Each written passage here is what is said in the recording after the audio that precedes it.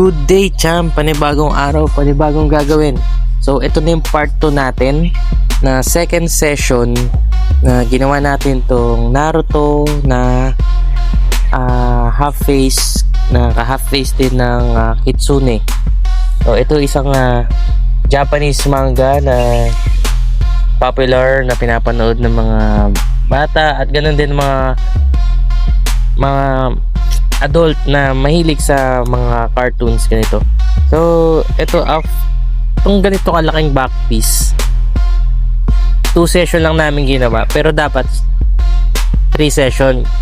Ngayon parang ang gusto niya kasi talagang tapusin na. So, pinilit na namin na tapusin siya talaga. Actually, hindi pa to talaga tapos pero talagang bumigay na si Kuya.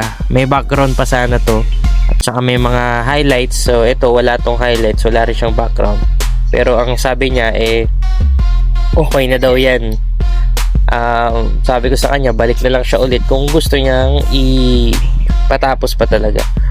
So ito medyo hindi siya ganong kapulido pero at least nandun na yung image na gusto niya sa kanyang likod. Ang isang session na ito inaabot ng 6 to 7 hours kasi hindi naman ako ganun pa kabilis.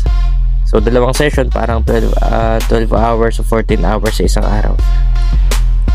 Ang pain naman dito sa likod ay medyo masakit kasi may ginawa rin akong wolf before, hindi ko pa na-vlog.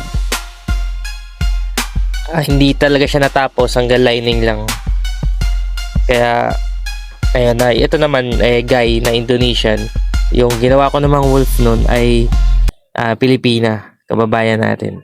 So ayun, sana nga bumalik siya ulit para tapusin na yung So, ayan na yung kinalabasan nung ginawa nating 2-day session ng Naruto Kitsune. Salamat!